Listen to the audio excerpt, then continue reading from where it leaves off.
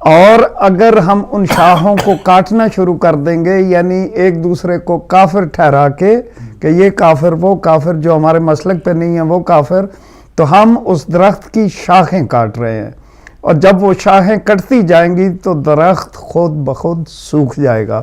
میرا ہفتہ وحدت کے مطابق یہی ہے اور یہ حسرت ہے کہ کاش مسلمان جو ہیں وہ کم از کم مشترکہ چیزوں پہ اکٹھے ہو جائیں۔ اگر کوئی ہے ہم میں کوئی ڈفرینسز ہیں بھی، تو وہ میرے خیال میں نہ اللہ کے بارے میں ہیں، نہ قرآن کے بارے میں ہیں، نہ وہ کعبہ کے بارے میں ہیں، نہ وہ رسول پاک کے بارے میں ہیں۔ بعد کی یعنی حکومتی نظام جب چلنا شروع ہوئے تو وہاں پہ ہمارے ڈفرینسز ہیں، یا کچھ ڈفرینسز ہیں کہ نماز ہاتھ کھول کے یا باندھ کے، مگر یہ وہ چیزیں ہیں کہ جن کو اگنور کیا جا سکتا ہے۔ جب تک کہ بیسک اسلام جو ہے اس پہ ہم سب چلتے ہیں، جب تک ہم سب کہتے ہیں کہ لا الہ الا اللہ، جب تک ہم کہتے ہیں محمد رسول اللہ، تو یہ چیزیں جو ہے یہ ہمیں یونائٹ کر سکتی ہیں۔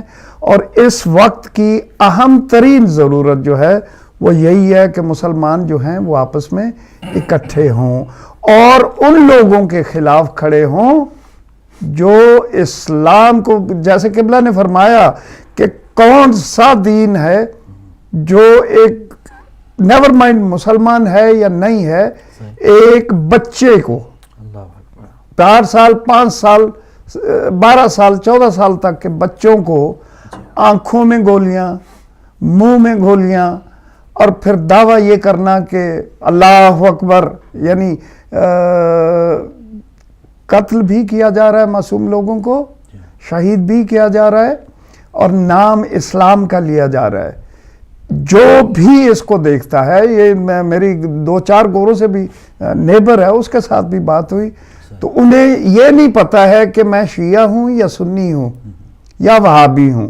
ابھی یہ لوگ جاننا شروع ہو گئے ہیں آہستہ آہستہ، مگر بیسیکلی وہ یہ کہہ رہا تھا God this religion teaches you this, کہ آپ کا مذہب یہ بچوں کو اس طرح مارنا سکھاتا ہے۔ اور میں لعنت بھیجتا ہوں اس مولوی پہ جس نے اس قتل عام کو ڈیفینڈ کیا، یعنی آپ نے وہ دیکھا ہوگا کہ یہ تو حضور کی سنت ہے کہہ رہا تھا، اور حجیہ قبلہ ان کا عالم دین نے اس کا جواب دیا کہ یہ تو حضور کی سنت ہے۔ ہاں، حضور نے کہا تھا کہ بچوں کے ناف کے بال دیکھنا، اگر ناف کے بال ہوں تو قتل کر دینا، اور اگر ناف کے بال نہ ہوں تو چھوڑ دینا۔ میں نے کہا چلو حضور کی بات پہ ہی رہتے، 5 سال یا 7 سال یا 10 سال کی بچی یا بچے کے ناف کے بال کہاں پہ ہے؟ تو ہمیں سب کچھ دیکھنا ہوگا۔ یہ ایک ایسا سسٹم چل پڑا ہے جو یعنی پرسوں میں نے ایک اور چیز ایک گورے سے سنی، یہ بھی اس نے انٹرویو رکھا ہوا تھا امریکن انٹیلیجنس والے کا، اور اس انٹرویو میں وہ بتا رہا ہے کہ میں نے اسرائیل کے پرائم منسٹر سے سوال کیا کہ موساد ہیبریو کا لفظ ہے، آپ بتائیں گے کہ موساد کے معنی کیا ہیں؟ تو پہلے اسرائیل کے وزیر اعظم نے کہا کہ آپ کیوں جاننا چاہتے ہیں، یہ وہ کر کے بعد میں اس نے بتایا کہ موساد کے معنی ہیں ایکچولی ISI، یہ پرائم منسٹر آف اسرائیل کہہ رہا ہے۔ ISI کیا ہے؟ Intelligence security services of Israel, جو ابھی آپ کو مل رہا ہے نا ISIS، یہ خود پرائم منسٹر اسرائیل کا کہہ رہا ہے کہ اس کا مطلب ہے intelligence security services of Israel. ذرا غور کیجئے کہ یہ لفظ کہاں سے آیا ہے، اور وہی یہ کام جو ہے وہ کروا رہے ہیں۔ میں یہاں پہ ہدایت ٹی وی کی بہاف پہ اپنے تمام مسلمان بھائیوں سے اپیل کروں گا کہ کم از کم اس واسطہ عبادت میں، ویسے تو ہونا چاہیے کہ بھول جاؤ، مشترکات کو پھیلاؤ، ایک دوسرے سے نفرت کو چھوڑو, پیار کو بڑھاؤ. دنیا کا کوئی مذہب جو نفرت سکھائے وہ غلط مذہب ہے, وہ صحیح مذہب ہو ہی نہیں سکتا. کیوں کہ انسانیت, انسانوں کی فلاح و بہبود اور معاشرے میں کیسے رہنا ہے, اس کے لیے مذہب آتے رہے ہیں. دنیا کا ہر مذہب 5 چیزیں آپ کو دیتا ہے, یعنی 5 چیزوں پہ وہ کھڑا ہوتا ہے. پہلی چیز ہے اعتقادات, دوسری چیز ہے عبادات, تیسری چیز ہے معاشرات, چوتھی چیز ہے معاملات, اور 5ویں چیز ہے اخلاقیات. 2 پرچے تو ہم مسلمان بڑے بہترین حل کرتے ہیں, یعنی اعتقادات کا مطلب ہے عقیدہ. ہم مسلمانوں کا بہترین عقیدہ ہے, اور اس بہترین عقیدے کے مطابق ہم بہترین عبادت بھی کرتے ہیں. بچوں کو چھوٹ ہے کہ روزہ نہ رکھے, مگر ہم 4 سال کے بچے کو روزہ رکھا کے بڑے فخر سے بتاتے ہیں.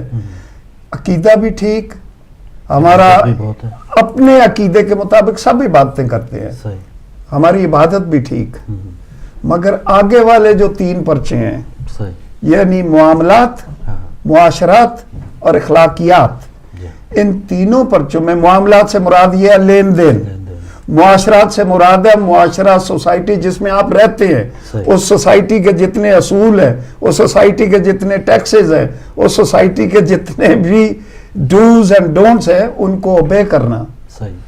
اور آخری پرچہ ہے اخلاقیات. کیا ہمارا اخلاق, یعنی یہ تھا دین, جتنے بھی آئے ہیں ان کا مقصد یہ تھا ان چیزوں کو بتانا اور پھیلانا.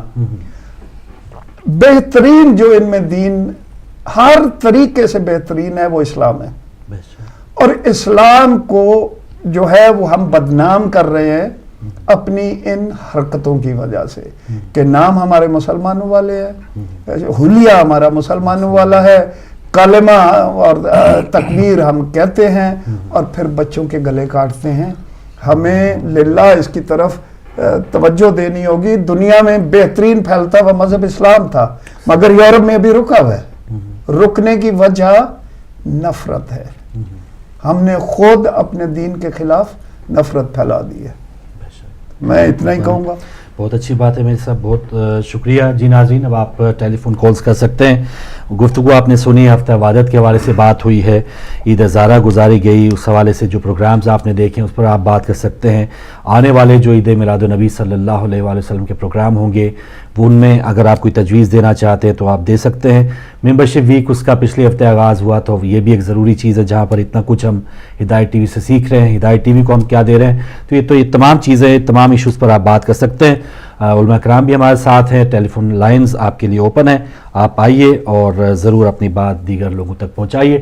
اور جتنی دیر میں آپ کی کال آتی ہے تو سوال جواب یا اپنے آپ کو بہتر کرنے کے لیے ہم اس کا سلسلہ جاری رکھتے ہیں. علامہ صاحب, جیسے ہفتہ عبادت کا آغاز ہے 12 سے 17 تک, کہ جو ہمارے بہن بھائی مسلمان جو 12 کو مناتے ہیں, وہ اور 17 کو جو مومنین ہیں ان کو اکٹھا پھر یہ ہفتہ منانا ہے. ایک طبقہ ایسا ہے جو 12 کو بھی نہیں منا رہا. آج جو امام کعبہ ہے ان کا آیا ہے کہ یہ بدعت ہے, 300 سال بعد جو ہے حضور کی وصال کے یہ شروع ہوا, اور یہ کرنے والا اور اس میں معاون جو ہے وہ گناہ گار ہیں. تو اس طبقہ اور کلمہ گو ہے, جیسے خلیے بھی ان کے دیکھ لیں, یہ طبقہ کہاں فٹ ہوتا ہے اور اس کو کیسے ساتھ ملانا, ان کے ساتھ وحدت کرنی ہے, دوستی کرنی ہے, دشمنی کرنی ہے, کس انداز سے؟ ہم نے دیکھیں انہیں 2 چیزیں بڑی اچھی سکھائی جاتی ہیں اور رٹائی جاتی ہیں جی, ایک شرک اور ایک بدعت. چونکہ یہ دونوں چیزیں ایسی ہیں کہ جن سے مسلمان حقیقت میں ڈرتے ہیں. یعنی شرک کا جب نام آ جائے تو اس سے بھی مسلمان ڈرتا ہے اور خوف کھاتا ہے. بدعت کا بھی نام جب آتا ہے, بدعت کا مطلب یعنی یہ ہوتا ہے, آپ لے لیں کال لیتے ہیں, پھر یہ ایشوز پر بات کرتے رہیں گے. جی, آج کے پہلے کالر ہمارے ساتھ. السلام علیکم. وعلیکم السلام. السلام علیکم قبلہ مولانا حضرات. جی مہربانی صاحب اور فروغ بھائی, آپ سب کو میلاد مبارک ہو. خیر مبارک. شکریہ نقی صاحب. میں سوال صرف ایک چھوٹا سا یہی پوچھنا چاہتا ہوں قبلہ مولانا صاحب سے جی, کہ 12 ربیع الاول بھی تاریخ بنتی ہے, 9 بھی بنتی ہے, 17 بھی بنتی ہے جی, تو کیا وجہ ہے کہ وہ 12 کیوں مناتے ہیں اور ہم 17 کیوں مناتے ہیں؟ ہمارے 17 منانے میں کون سی سچائی ہے؟ ذرا پلیز تاریخ میں اس کا واقعہ میں بتا دیں کہ ہم 17 کیوں مناتے ہیں اور کس لیے مناتے ہیں، اس میں ہم کہاں تک حق پر ہیں؟ ٹھیک ہے جی. اور دوسرا سوال یہ ہے کہ میجر صاحب بھی کہہ رہے تھے کہ بچوں کے مارنے کی بات ہو رہی تھی جی. تو میں صرف اتنی بات کہوں گا قبلہ کہ اب تو صاف ظاہر ہو گیا، اب تو کچھ ڈکی چھپی چیز رہ ہی نہیں گئی، اب تو سامنے یزیدیت بھی آ گئی ہے اور حسینیت بھی آ گئی ہے، اور میں سمجھتا ہوں کہ یہ بھی ایک معجزہ ہی تھا کہ ہم 1400 سال سے کہتے آ رہے ہیں کہ حسین مظلوم ہے اور ہم مظلوم کے ساتھ ہیں، تو ہماری کوئی نہیں سنتا تھا، لیکن آج وہ وقت آ گیا کہ آج لوگوں کو یقین آ گیا ہے کہ واقعی ہم اس وقت بھی امام کے ساتھ تھے، آج بھی ہیں، اور اس وقت امام حسین مظلوم تھے اور آج بھی مظلوم ہے، ہم اس وقت بھی ساتھ دیتے تھے تو ہمارے پانی بند ہوئے اور ہمیں مارا گیا، آج بھی ہم لبیک یا حسین کہتے ہیں تو پھر بھی ہمارے ہی گلے کاٹے جاتے ہیں، تو ثابت ہو گیا اس بات پہ کہ اس وقت بھی یزید جو تھا اس کا ساتھ دینے والے بھی یزید تھے، خاموش رہنے والے بھی یزید تھے،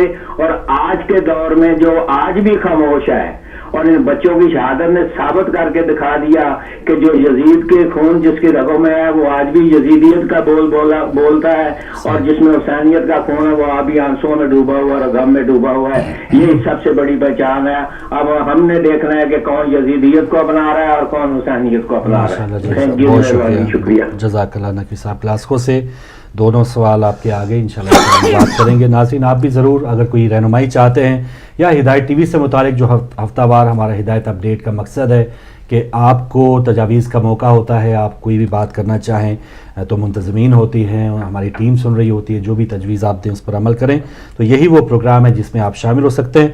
تو چلے اگلے کالر سے پہلے مولانا صاحب اگر اسی کو کمپلیٹ کرنا چاہیں، اگر کہ جو بالکل ہی کچھ بھی نہیں کر رہے، کہ وہ ان کے منہ بنے ہوئے عموماً اگر دیکھیں ان کے چینل خاموش ہیں، کہ خوشی کا تو دور کی بات ہے کہ ویسے شاید سوگ کی حالت کام میں یہی ہے، یعنی دو چیزیں ہیں جو کہ بدعت اور شرک۔ بدعت کا مطلب یعنی یہ ہوتا ہے کہ ادخال ما لیس من الدین فی الدین، کہ جو دین میں چیز شامل نہیں ہے اس کو دین میں داخل کر دیا جائے، اس کو کہتے ہیں بدعت۔ اور جہاں تک پیغمبر اسلام صلی اللہ علیہ وآلہ وسلم کے جشن کا تعلق ہے، میلاد کا تعلق ہے، یہ میلاد کوئی فقط انسان تھوڑا منا رہے ہیں، یہ کائنات کا ذرہ ذرہ میلاد مصطفیٰ سے سرشار ہو رہا ہے۔ اور آپ نے دیکھا کہ اس دوران جو صحابہ ہیں، صحابیات ہیں، اس دور کے ہیں جنہوں نے جشن منایا، ان کی آمد پہ جشن منایا، مدینہ میں پہنچتے ہیں تو وہاں پہ جشن ہوا ہے، تو یہ وہاں کے سیرت ہے، سنت ہے۔ معصومین علیہ السلام نے بھی اسی طرح میلاد ہمارے ہاں البتہ وہ جشن نہیں ہے، اس قسم کے جشن نہیں ہے کہ مثلا اس میں کوئی اس قسم کی لہویات آ جائیں، بلکہ بتایا گیا ہے ٹھیک ہے لباس اچھا ہونا چاہیے، کھانا اچھا ہونا چاہیے، پینا اچھا ہونا چاہیے، اس کے ساتھ ساتھ عبادات ہمیں بتائی ہیں، دعائیں بتائی ہیں، پیغمبر کی زیارت بتائی ہے، آپ کو یہ آداب کرنے ہیں اس کی طرف بتایا ہے، ایک گیٹ ٹوگیدر ہو جاؤ، ایک دوسرے کے ساتھ جو ہے وہ ملاقات کرو، اس طرف یہ اسلام لے کر آیا ہے۔ چونکہ ان کے دلوں میں محبت تو ہے ہی نہیں ہے کہ جو اس قسم کے قتل عام کرتے رہتے ہیں، وہ محبتیں، ان کا کام یہی ہے کہ محبتوں کو نکال کر نفرتوں کی طرف لے کر جائیں، تو اس وجہ سے خوشیوں کی طرف بھی نہیں آتے ہیں۔ اور دوسرا یہ ہوتا ہے کہ شرک، جدھر جائیں آپ کو شرک شرک کی جو ہے نا وہ صدا نظر آتی ہے۔ اس لیے چونکہ مسلمان ان دونوں سے ڈرتے ہیں، جنہوں نے دو ہتھوڑے رکھے ہوئے ہیں، ایک کا نام بدعت ہے اور دوسرے کا نام شرک ہے، تاکہ اسی سے ان لوگوں کو ڈراتے رہیں۔ اور اصل میں جو ان کے اندر ہے، چونکہ یہ محب رسول نہیں ہے، محب اہل بیت ہے نہیں ہے، یہ اصل میں دشمنی کو دوسرے روپ کے ساتھ پروموٹ کرنا چاہتے ہیں، اور یہی وجہ ہے۔ اور جہاں تک نقوی صاحب کا ہے تعلق، میں سمجھتا ہوں جی، تو میں چاہوں گا کہ نقوی صاحب نے جو پوچھا علامہ صاحب کہ 9، 12، 17 ان میں سے کون سی معتبر روایت ہے؟ الگ الگ مناتے ہم، لیکن معتبر روایت کون سی ہے کہ جب آپ کا ملا تھا؟ جہاں تک تاریخ کا تعلق ہے اس میں روایات مختلف آئی ہیں۔ ہمارے یہاں شیخ صدوق نے 9 ربیع الاول کو زیادہ اہم بتایا ہے اور معتبر بتایا، پھر آگے شیخ مفید نے، پھر علامہ مجلسی نے مختلف روایات کو نقل کیا ہے۔ 17 پر زیادہ اس لیے زور دیا گیا ہے کہ اہل بیت اطہار سے زیادہ تر روایات 17 کی آئی ہیں، اور جب گھر کی بات گھر والے بتاتے ہیں تو اس کا اعتبار بھی بڑھ جاتا ہے۔ اگر آپ کے گھر کی بات پڑوسی بتائیں یا دوسرے شہر کے لوگ بتائیں تو وہ زیادہ معتبر نہیں ہوتا، لیکن آپ کے گھر کی بات آپ کے گھر والے ہی بتا رہے ہیں تو اس کی اہمیت اور بڑھ جاتی ہے، اس کا اعتبار بھی بڑھ جاتا ہے۔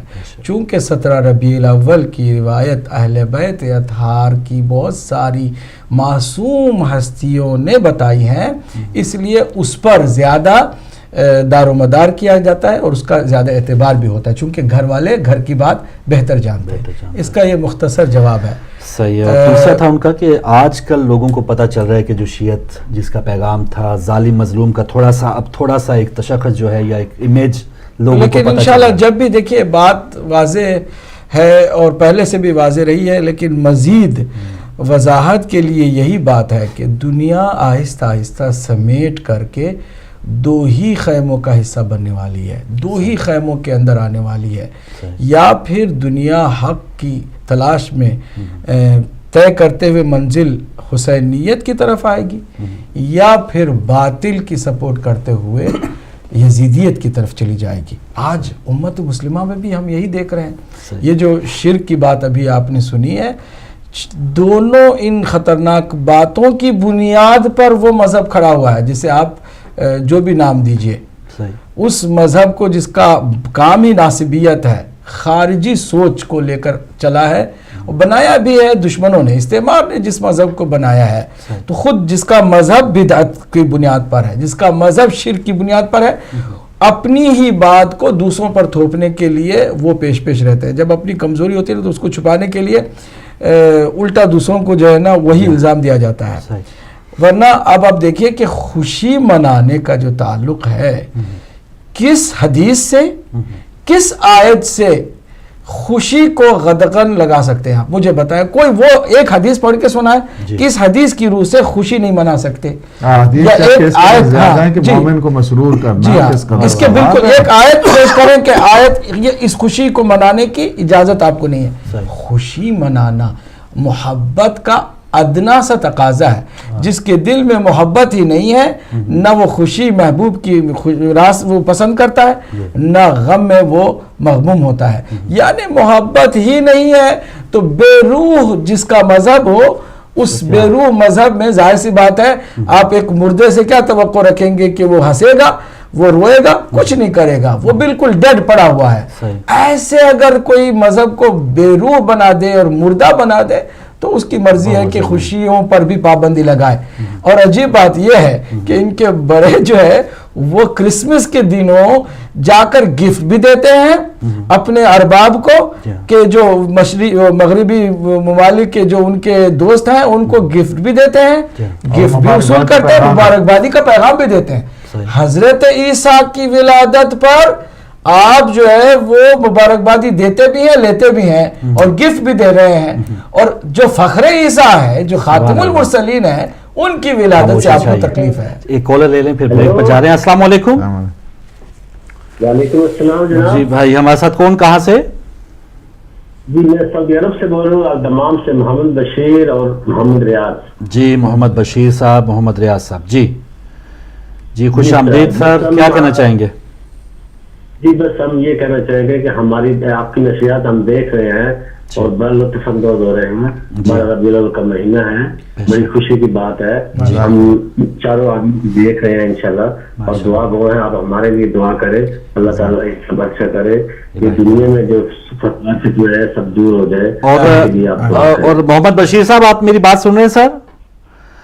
کل کوئی وہاں پر کوئی سرکاری طور پہ کوئی گیما گیمی کوئی 12 ربیع الاول کی کوئی ہوتا ہے وہاں پہ، یا کیا کوئی تقریب بنا سکتا ہے بندہ باہر اوپنلی کوئی جشن؟ جی نہیں، سعودی عرب میں تو کوئی ایسا ہم نے دیکھا نہیں ہے الدمام میں۔ اچھا چلیں، بہت شکریہ سر، بہت شکریہ۔ اور بد نصیبی کی وہ سرزمین ہے جہاں پر آقا کا ظہور ہوا۔